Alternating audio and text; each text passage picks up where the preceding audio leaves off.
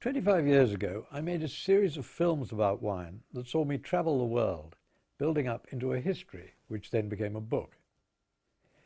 Today, I thought I'd revisit it and cut it up into bite-sized chunks for you to view exclusively online. I hope you enjoyed viewing them as much as I enjoyed making them.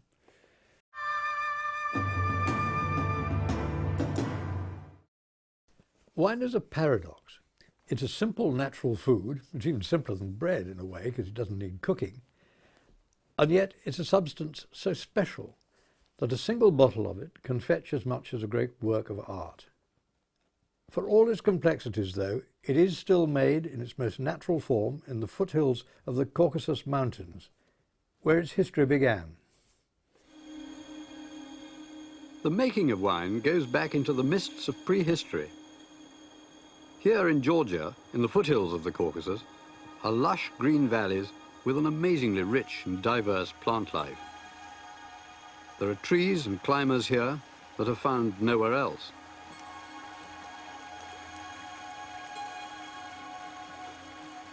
By rushing streams like this, grapevines grow wild. One of them, a species slightly different from all the others, is the wine grape, Vitis vinifera.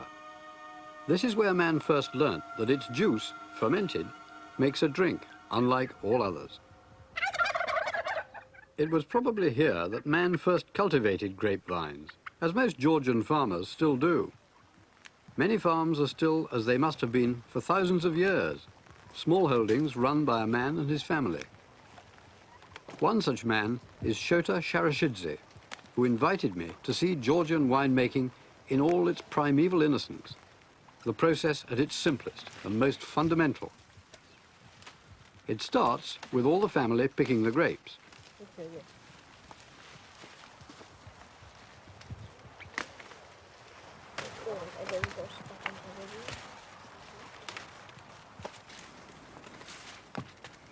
Shota empties the baskets into a hollowed-out tree trunk.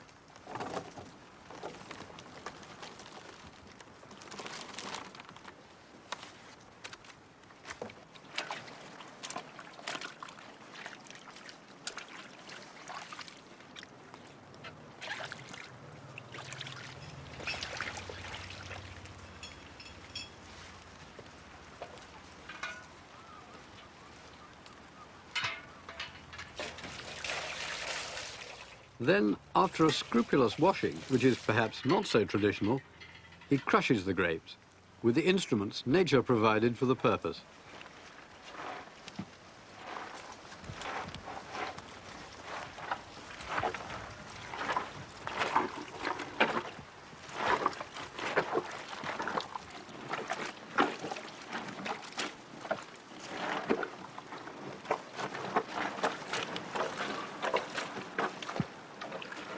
Finally, the crushed grapes, juice, skins, pips, stalks, everything, are drained off into a big clay jar called a quevri and simply left for nature to do its work.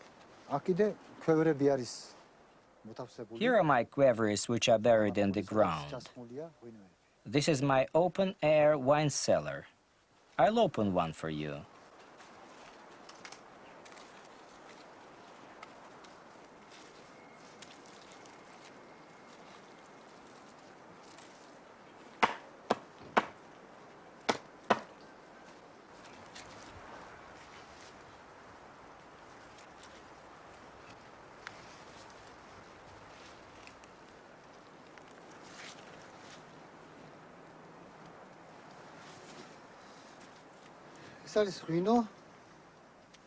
This wine hasn't quite finished fermenting.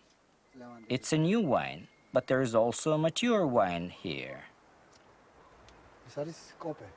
This is the kope made from a gourd. It's used for scooping wine from the quevri.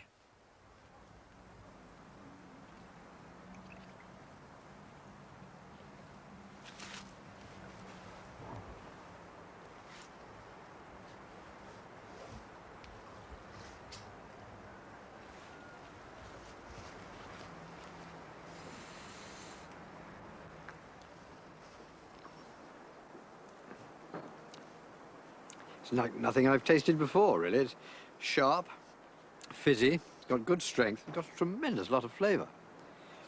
Now, this is not like a modern wine that's gone through a winery at all. It's got guts, I would say. Between 4,000 and 5,000 years ago, wine left its cradle of origin, the Caucasus Mountains, and began its long journey towards Europe and the rest of the world.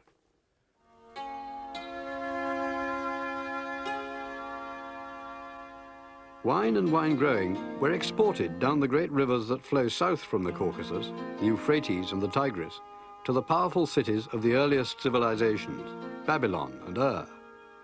The wine came downstream in big tub-like boats called hufars or coracles. Similar craft was still in use on these rivers within living memory, and coracles, very like these, only smaller, are still made by the traditional method of weaving willow branches, like a large wicker basket covered with animal hides.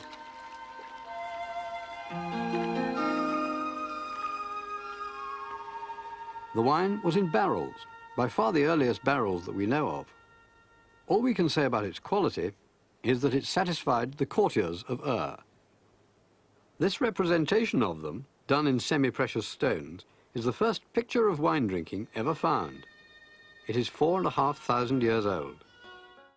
The passion for winemaking really began to take hold in the ancient world. A historian said that civilization came when men began to plant the vine and the olive tree. As more complex cultures began to cultivate vines, they left behind them more and more graphic evidence of what it looked like. It doesn't come as a surprise that wine was an important part of the most sophisticated of all the ancient civilizations, Egypt.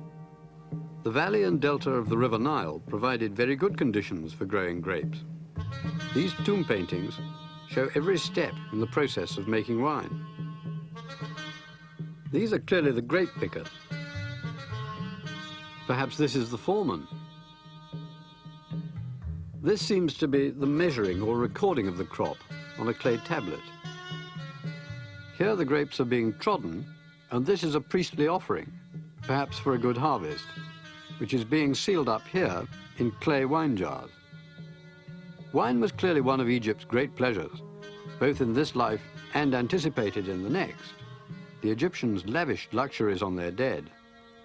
They thought the spirit of the dead man in this tomb would come out through this false door here to get at the food and wine that they'd left for him. And it wasn't just any wine, but wine labelled with the precise vineyard and often the date of the vintage and sealed up in a jar so that it could mature. This blue one says, "Wine of Osiris from the northern delta for the Lady Nejmet."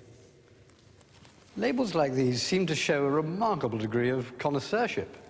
They distinguish between different wines so precisely that they almost seem modern. It took the Burgundians nearly 1,000 years to start making such distinctions. But here were the Egyptians of 3,000 years ago completely at home with wine and making the very most of it, even if, by modern standards, the wines of Egypt's torrid climate and irrigated fields could never have been what we would call good.